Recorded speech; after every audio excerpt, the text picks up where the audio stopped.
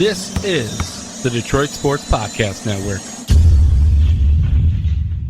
And Doc, as you know, one of our fine sponsors at the Detroit Sports Podcast Network and of this week's episode of Tigers Talk is DC Sports at lovely Lakeside Mall in Sterling Heights. And you can follow DC Sports on Twitter at DC Sports Detroit. And make sure to check out their terrific website at DetroitCitySports.com for the latest info on all of their authentic sports memorabilia and terrific autograph signings.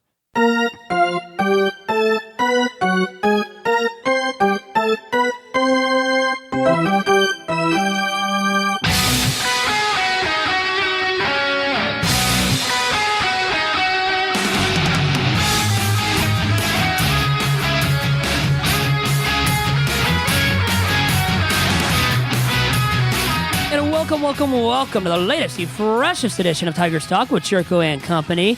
I am your host, Vito and Chirco, alongside my usual sidekick and broadcast partner and fun. That is a Doc from Doc and Jock, John Charles McElroon. John, how are you doing? Vito, my goodness. I took in the Detroit Tigers Toronto Blue Jay series. I had myself a good time covering it and attending as a fan. Oh my goodness, the sea of blue that I saw at Comerica Park.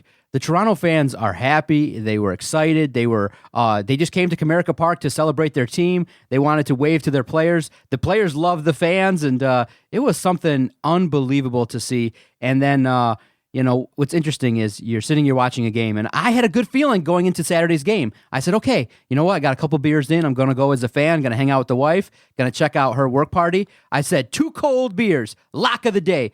Tigers are winning today. And I felt good, and then they get off to a 5-1 start, and I'm feeling really good. All of a sudden, there's a rain delay, and which is really good for me because I had free alcohol. I had, the opportunity to have a good time, test a bunch of different alcohol. Finally had the opportunity to try White Claw, which everyone's talking about and was like raving about. Not my thing. Give me beer, give me liquor. I'm not into all that, that kind of stuff. So White Claw's good, not for me. I was much more into the Labatt's and the Coors Light and stuff like that. So I had a good time. But then there's a rain delay. Daniel Norris was doing his thing and things like that. All of a sudden, Soto's going to come out. And it's okay. I took a photo and let everybody know Soto's coming back. Many people were like, well, there's going to be a problem. And he comes out, bases are loaded. Guess who comes to the plate? Vlad Guerrero Jr. And everybody in the stadium kind of had a hush of anticipation. And I was almost going to tweet, please, no grand slam, no grand slam, no grand slam. I'm like, come on. It's Soto versus Vlad Guerrero Jr. What's the worst that could happen? And then all of a sudden you hear the crack of the bat and the crowd erupts. And we're like, no, come on. And he hit it to a deep part of center and he got it into the brush, a grand slam, his first career grand slam. Now the surprising part, Vito, was the loud ovation. It was awe-inspiring. They were cheering and they were having a good time. I told Jason on the Motor City Sports Rant that airs on Tuesdays, I said, man, that bummed me out. This is Detroit. This is Comerica Park. These are the Tigers. And the Sea of Blue took over, and it was a Vlad Guerrero and Toronto Blue Jay love fest for 3 days. The Blue Jays won 2 out of 3. A lot to talk about there in terms of the series because of the fact that it looks like Toronto now has better younger players and more upside in terms of exciting players than the Tigers do.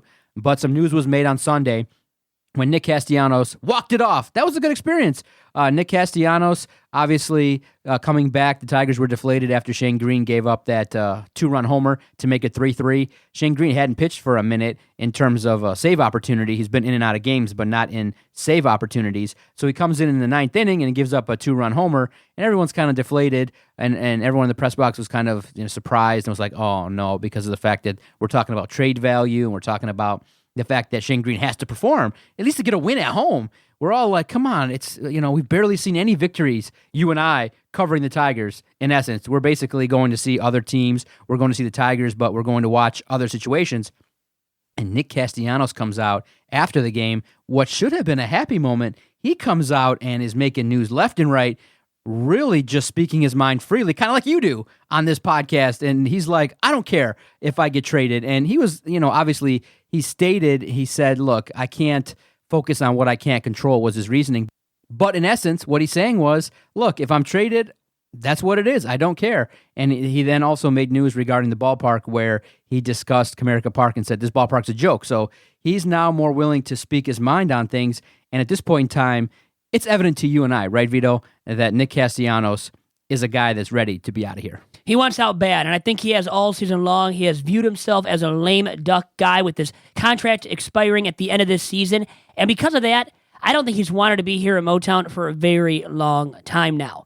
And at least finally he is producing at the plate. His batting average has picked up. His OPS is higher now. His home runs have been elevated as the season has progressed. And over the stretch of the last, 3 weeks or month now, and a little bit longer than that, actually. So he's recording a lot of hits and specifically doubles. So extra base power he's been producing in recent memory. And because of that, his trade value definitely has been amplified. And then the metrics grade him positively in right field for the most part. So he's not the worst outfielder in the majors right now, specifically among right fielders. So he could be worse in the field, could be worse at the plate.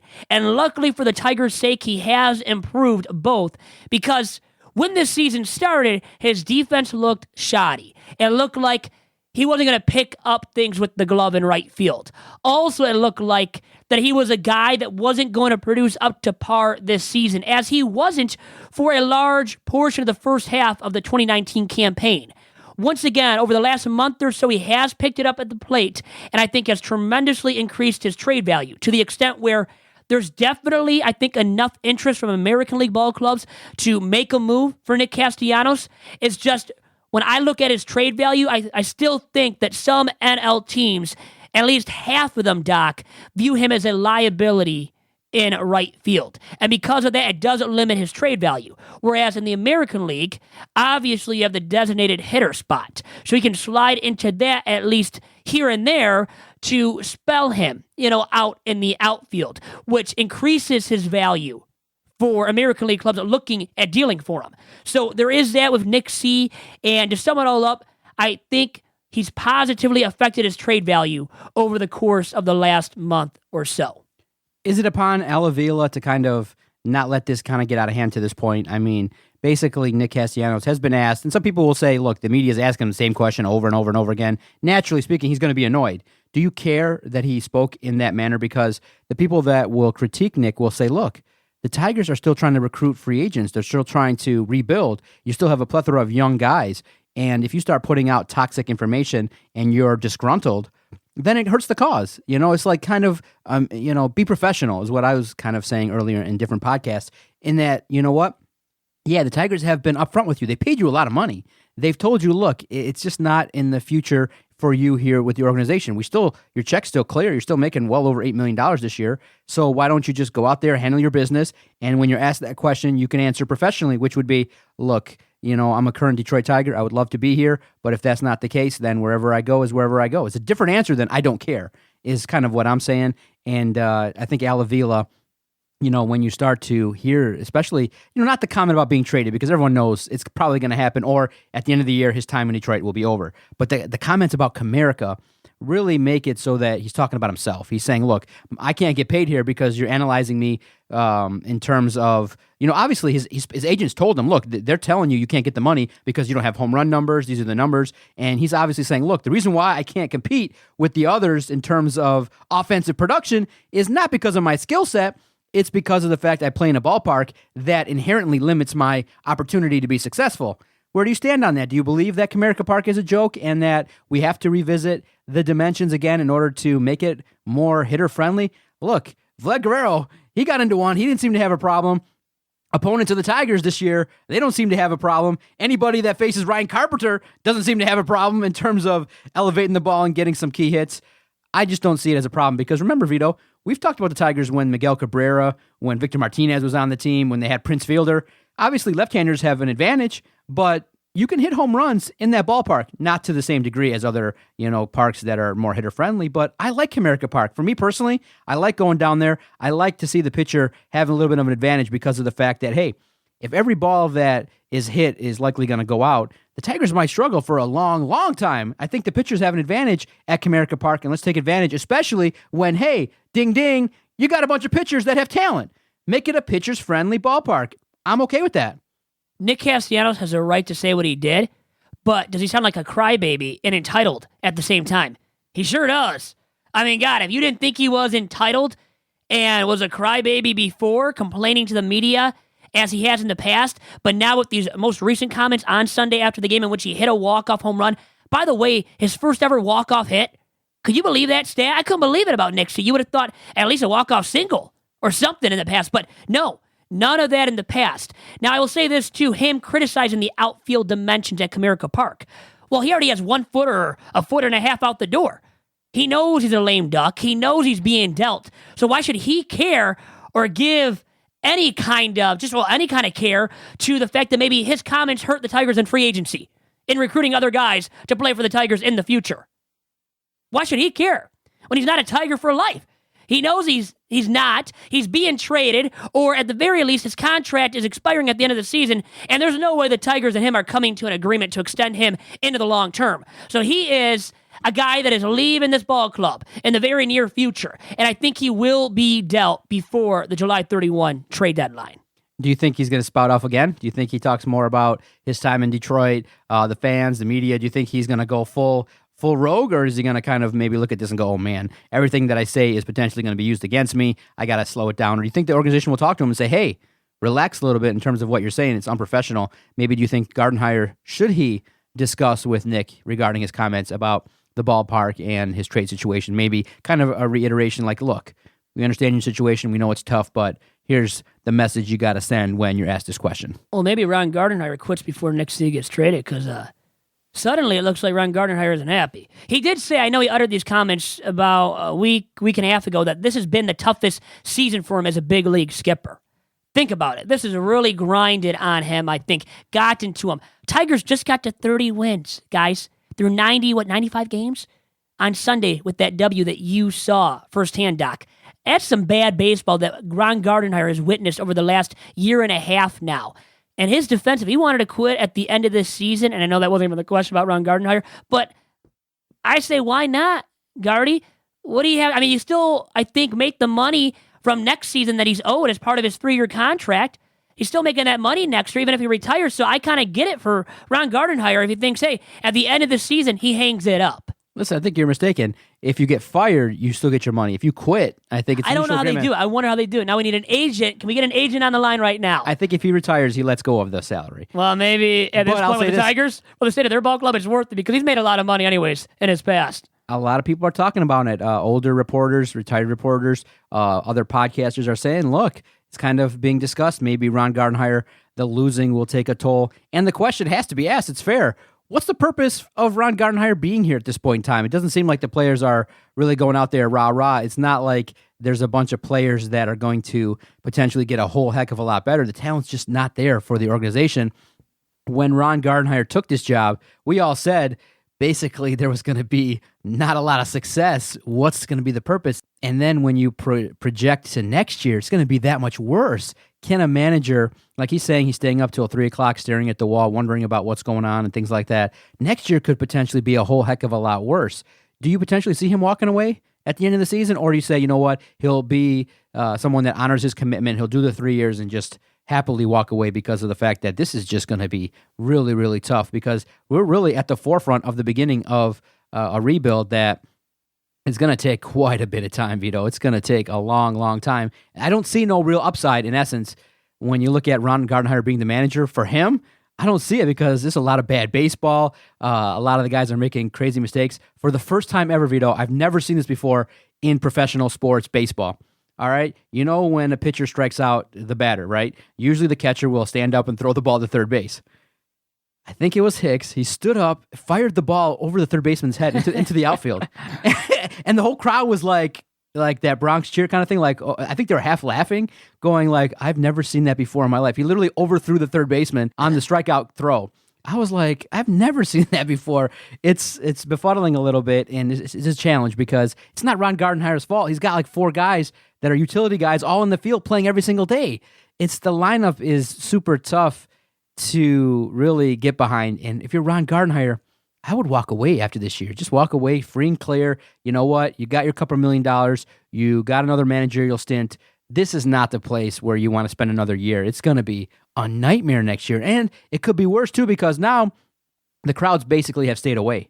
Next year, the crowds might be angry, and then the crowds might be starting to call for his head. because of the fact that there's not enough talent, and in the end, everyone's going to blame the manager. Now, you said, he has said, Ron Gardenhire that is, that he stays up until 3 a.m. and stares at the wall just thinking about how bad this team is and what to do. Well, let me say something really quick. Man, I would have a lot better things to do at 3 a.m. in my bed, you get my drift, to do than to stare at the wall and think about this Tigers team, or I would just flat out sleep, okay? So a lot of better things to do at 3 a.m. when you're in bed, okay, than to flat out look at the wall and just think about how bad this team is and what to do, because there aren't a lot of solutions out there for Ron Gardenhire with this current iteration of the Tigers. Yeah, because of the fact that, the team has lost a lot at home. They're not playing They don't well. win at home at all. I mean, so why are the fans going to go to the ballpark? Like you mentioned about this season, the lack of attendance and going into next season, fans aren't going to show up for next season, and they shouldn't. Do you think that the Detroit Tigers have Ron Gardenhire as their manager when spring training starts next year and we're covering opening day? Is the manager of the Tigers Ron Gardenhire? I'm thinking more and more no. And I remember Jim Leyland. He quit on the Rockies. He took over the Rockies job and was there for a season, and that was it, and gave up because it was so bad, the losing there in Colorado. Just rings a bell for me when I think of that scenario, and then Ron Gardenhire in Motown right now with the lack of quality players on his team, and going into next season, the lack of talent on the Major League roster as it looks right now. I can see where he would want to quit. So I think it's more and more likely as these days go by and more losses are racked up that Gardy is not the skipper next season. Okay, in the name of being positive, because we did get actually... I saw a comment, yeah. That was good. It wasn't a comment. It was an official 5-star review of the podcast, but there was a comment that, hey, and like I said too, if you listen to all the podcasts in regards to Tigers Talk, we do add some positivity. There was earlier in the year, I know I went away from it, Doc's Peachy Positive note of the week. But was that with the wink when you were doing that? No. Doc, for everybody out there that can't see us as we're talking? No, you do have to sprinkle in some positivity, some hope. There was a reliever that was signed. Rosenthal looked good in terms of his outings, and then they brought up a pitcher that performed well on Sunday. Who was that? Fill us in, and he pitched Sunday well, and the Tigers got a victory. Tyler Alexander. He did look sharp. So my question is, now I'm going to be negative. I'm sorry. I just got to be a little bit here. Why wasn't he called up before? Right. Where the heck was this guy then all this time? He threw 7 quality innings. And Tigers haven't been able to win at home all season long, and then you finally get a W. But where's this guy been then that caused you to win this game on Sunday? I don't get it, Doc. And I just don't get it, man. Remember, we don't cover the minors. So I appreciate the 5-star review. Those that listen, no problem. But we don't cover the minors. We're talking not about... in the budget, baby. Sorry. It's not in the budget. And here's the thing. The numbers for the Major League Baseball podcast are great. So we know that. We follow that. We don't follow the minors. Others do. God bless them, because that's just, an exercise in and maybe... rigorous work. I mean, it's not hard working enough. It's a lot of work. Hey, we don't get paid enough for this to do that. So more power to them. It can be interesting, but to know all of that, and then honestly, not to diss anybody out there, because it is interesting right now when your team's rebuilding. Yeah. But like when you seep down to the low levels of the minors, like who even knows about those ball players or really cares about them? Now, once you're at Double-A, sure, the pitchers in the Tigers organization that people want to hear about, our Faedo, our Manning, our Burrows, our Mize. But after those guys, how many guys really are relevant enough to warrant coverage on a week-to-week basis on your given podcast, No doubt about it. This is the Tigers Talk podcast, and yeah, we'll talk about it from time to time, and we'll even maybe reach out to that, established minor league reporter, and we'll talk about that. We have no problem doing that at all. But we talk about the Major League Club, and by and large, the Major League Club is a little bit challenging. But we do, like I said, bring some entertainment, bring some comedy, and it's good. Thank you for the review. We greatly appreciate it here on the podcast. And, Tyler Alexander's start was fruitful. But again, in terms of what happened last week, there weren't that many wins. And, the thing that was frustrating the most was the Sea of Blue. There were a lot more fans that were here to celebrate the Blue Jays than they were the Tigers, which was really fascinating in that, they played at Comerica Park. I had a good time covering the team. Right now is the time to be looking at things because of the fact that, hey, you know what? It's that time of year, the trade deadline. After we show love to our final sponsor of the Tigers Talk podcast, you had a chance to sit down with Detroit Free Press beat writer for the Detroit Tigers, friend of the podcast. I always see him. I always give him a fist bump, say, hey, what's up? He acknowledges me. And then he says, what's your name again? Exactly. Who are you? Who are you? Like, who are you? Get my coffee. Yeah. I'm like, listen, Anthony, I'm a reporter. And he's like, oh, yeah, okay. And then we go about our business. And then he says, where's Vito at? Where's Vito at? Yeah. Exactly. Good guy. Anthony's great. And you had a chance to sit down with him. What did you talk about? I look forward to hearing it. And it was a good podcast this week, Vito. I look forward to hearing your discussion with Anthony Fenech. And I want to thank everybody for listening to the podcast and supporting this project. What can we hear after the break? We talk about Shane Greene being dealt, Nick Castellanos being dealt, Matthew Boyd being dealt, the trade value for each of those three guys, and those are the sexiest Tigers trade candidates as we speak right now, going into the break on this week's episode of Tigers Talk. All right, Vito, tell us about a great sponsor, the Detroit Sports Commission. Have you heard about the Zenith Prep Kickoff Classic, by the way, Doc? Have you heard about it yet? You're very involved in it. I am. That's why you should know about it. You should be there. August 29th through the 31st at Tom Adams Field on the campus of Wayne State University. 3 days of great premier high school football action. Best of the best throughout the state of Michigan, in the Midwest, and really throughout the nation. And with all that being said, you can follow the Detroit Sports Commission, our fine sponsor, at the Detroit Sports Podcast Network on Twitter and on Instagram at DET Sports. And make sure to check out their terrific website at DetroitSports.org. Two great sponsors make this broadcast possible, the Detroit Sports Commission and DC Sports at Lakeside Mall.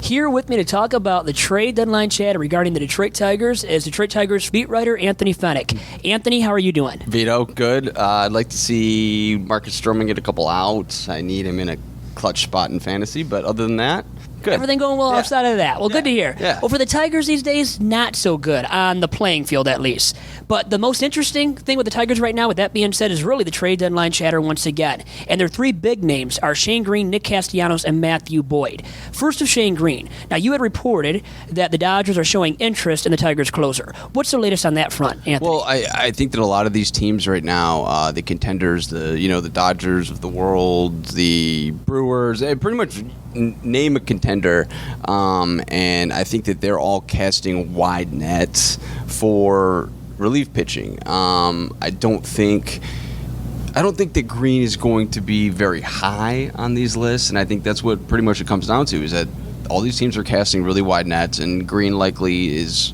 among the top, but he's probably not tip-top because, look, he's closing for the Tigers, but there's a reason for that. For a contending team, teams view him more as a 7th, 8th kind of guy, even the 6th with teams with deeper bullpens. Given his situation, though, I do expect the Tigers want to trade Greene, and I do think that they will trade Greene, and they'll get a solid guy back. It's not going to be a headliner that's going to add another top 100 guy to the Tigers farm system, but I think that what you could feel confident is that the Tigers could get a piece like they got last year in Willie Castro for Leonis Martin, something like that, I feel like, for Greene. But again, like, they were thinking about moving him to off seasons ago after he had a really good season. He struggled a little bit last year. Now his value's back up. He's got 1 year of team control remaining. I think they'll be able to find a taker for him. So the odds of him being dealt then, it sounds like you believe they are above 50%. Yeah, I'd say I'd probably put it around, let's go 69%. Okay, very good. I like that. Now, Nice. Nice, very nice. Nick Castellanos now, the Tigers starting right fielder, who defensively, the metrics say that he's actually rated out pretty well playing right field, and the bat has picked up of late, especially with the average, OPS, you name it. What is his trade market right now, Anthony? I don't think there's much of a trade market for Nick Castellanos. Now, why is that, by the way? Because he's a rental player. I mean, the market nowadays does not favor rental players whatsoever. Teams are not going to give up valuable prospects, anywhere close to valuable prospects, really, for a guy that is going to hit free agency at the end of the season like Castellanos will. And you can just rewind 2 years ago for the J.D. Martinez trade and see how these guys are valued. I think that you're 100% right on Nick improving defensively, not only in the metrics, but also the eye test. He's getting better jumps. He's just a lot more confident in right field, and I just think that's the product of him getting more experience out there, playing more, finding his way around right field. But he's never going to be great out there. He's not going to be good, and that definitely limits his trade market, because if you're a National League team that's interested in kind of adding some pop, well, you're going to have to play Castellanos in the outfield every day. But again, I think this is a guy that can hit. I personally believe that there's been a lot going on in that mind of his in terms of his free agency coming up, the fact that he is a lame duck here and knows that he could be moved by the trade deadline. And I think whenever he finds his next spot, because I do believe the Tigers will find a taker for him as well, but I think he's going to flourish in that spot because he's probably going to be hitting in a better lineup, more protection. It's probably going to be a smaller park. And I just think that there will be a lot of weight lifted off his shoulders when that happens. So I think he's going to make a team very happy. Two teams that I think still fit very well with Castellanos are the Indians, who are still in the thick of things in the Central and the wild card race. They need offense. And then the Rays really kind of stand out to me as well. And they could even be a team that perhaps the Tigers could package Castellanos and Greene, but look, Tampa Bay always operates on very tight budgets, so it would be kind of surprising to see them have, just $5 million laying around to pick up those two guys. But I think Cleveland and Tampa Bay, American League contenders who need some pop, I think those guys they fit really well for Castellanos, and I think the Tigers, they definitely want to move him. I don't think that's a secret because he's going to be a free agent after the season, and I don't think that they have any interest in offering him a qualifying offer. So I'd expect Castellanos and Greene, both of them to be moved, I think. So the Tigers being willing to trade within the American League Central Division, how willing do you believe Al Avila and company in that Tigers front office are in terms of being willing to deal their guys within the division? Yeah, I think that they're open to doing that. I mean, we saw last year with Martin for Castro, but I also think that there has to be that you have to kind of separate each situation individually in terms of if you're talking about a guy like Matt Boyd who's got 3 years of team control. I think they'd be a little bit more hesitant in terms of, no, if they got what they wanted for Matt Boyd, which is an impact offensive prospect, probably multiple others, not impact guys, but if they got a package, I don't think it would matter division or not, but perhaps for a guy like Boyd, because then, he's going to be coming in here 3-4 times a year and doing his thing, especially because the Twins are looming as an American League Central Division powerhouse going forward. So it sounds like you believe that Nick Castellanos and Shane Greene are more likely to be dealt than Matthew Boyd, and that's because of Boyd's contract, right, as well? Well, I think that factors into it, but I also think that there's hesitancy on the part of opposing teams because Matt Boyd doesn't have much of a track record of doing this. He's really taken a big step forward this year, and I think some teams are concerned with the amount of home runs he's given up, especially playing half of his games in a big park like this. And then the track record. I mean, quite frankly, you're not getting a bona fide ace, and really, that's what the kind of package the Tigers are looking for is a bona fide ace kind of package, and the reason they're looking for that with Boyd is because of the 3 years of team control remaining.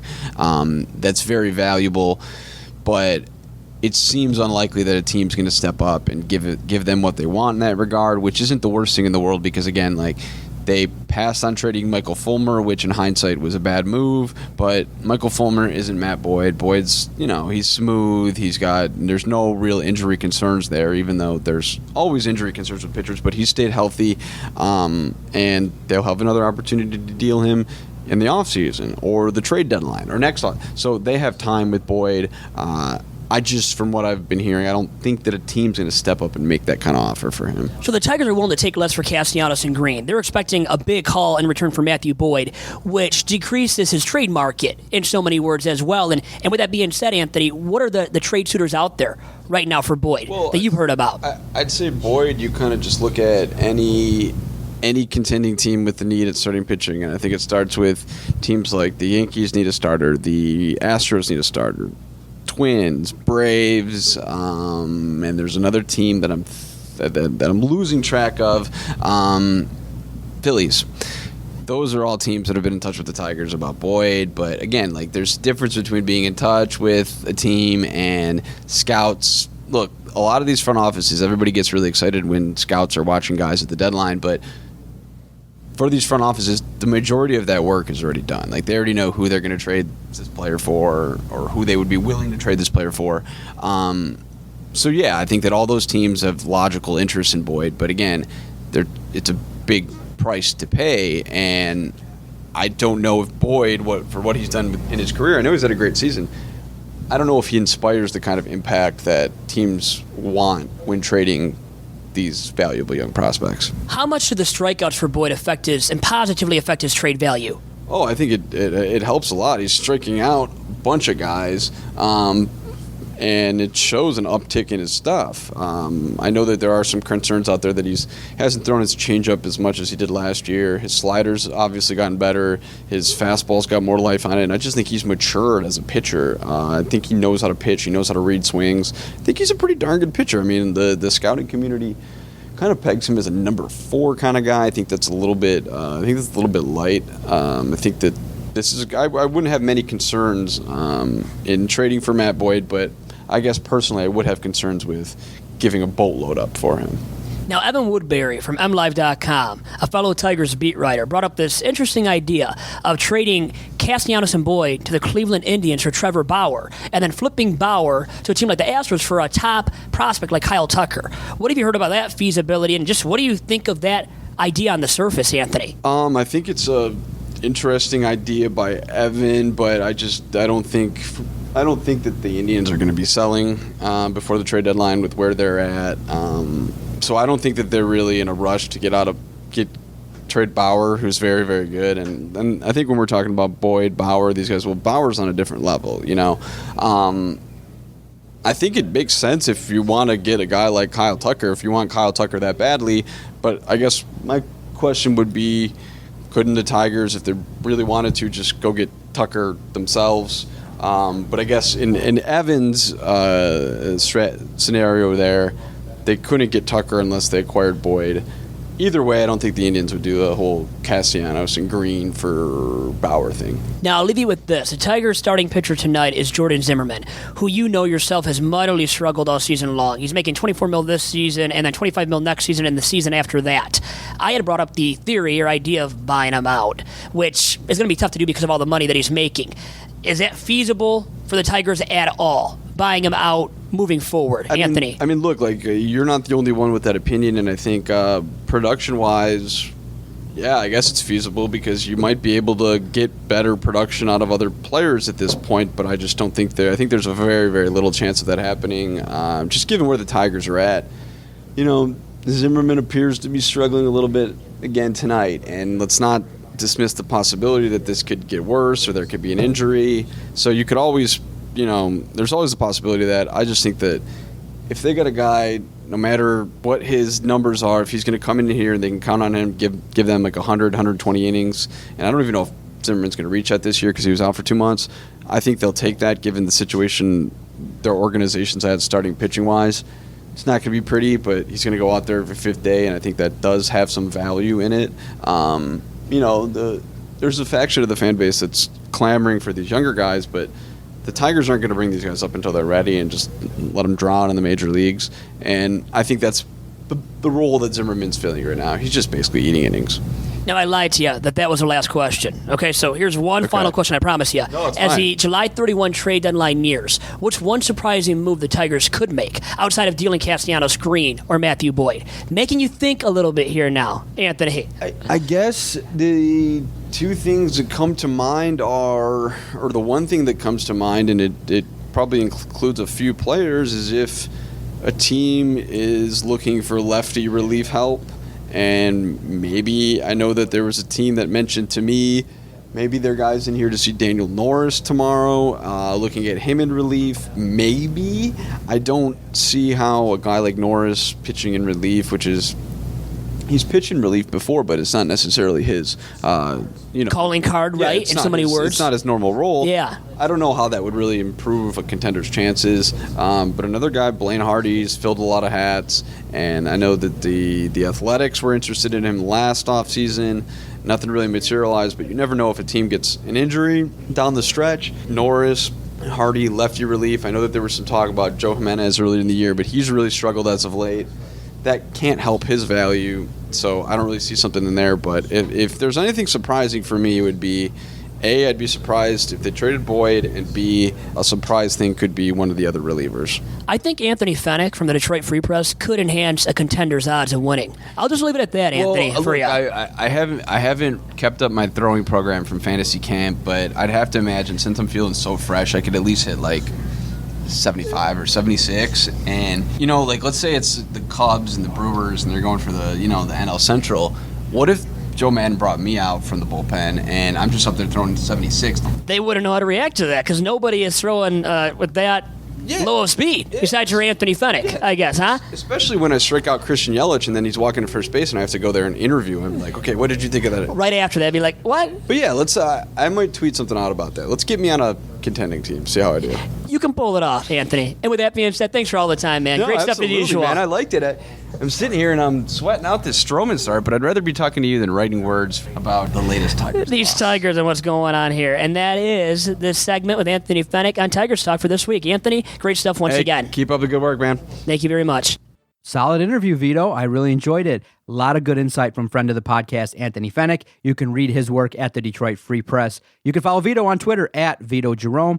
Follow the network at Detroit Podcast. I really enjoyed discussing baseball with you. Even though it's tough times, we are here each and every week now for the better part of over 100 episodes. We've done Tigers Talk, and there's more to come, man. We're not going anywhere. We're credentialed to cover the Tigers. We're going to ride this thing out, and maybe in the coming weeks we'll look at and we'll evaluate the draft of Avila. We'll evaluate the things that are going on and taking place with the Tigers in our own unique and entertaining manner. Right, Vito?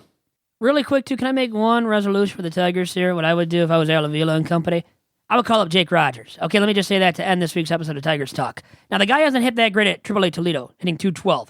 Now, in Erie, .302. Okay, he's played more games at Toledo right now. But this guy who, I'm going to make a funny joke. I think it's a joke and funny to you guys. But anyways, born in Canyon, Texas. Now, he has a cannon of an arm.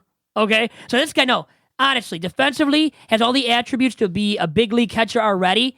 Call up the guy because what's better at the major league level? Your options are limited. These guys are inept offensively. Grayson Griner, John Hicks, Bobby Wilson is your third catcher. He was going to be your guy at Triple-A Toledo. And just start Jake Rogers. Get him some reps at the big league level. Absolutely. Thank you for agreeing, Howard. No problem. At least he agrees with something. Exactly. Great podcast. Tigers Talk. Every Wednesday, you can find it on the Detroit Sports Podcast Network. See you, Vito. Adios.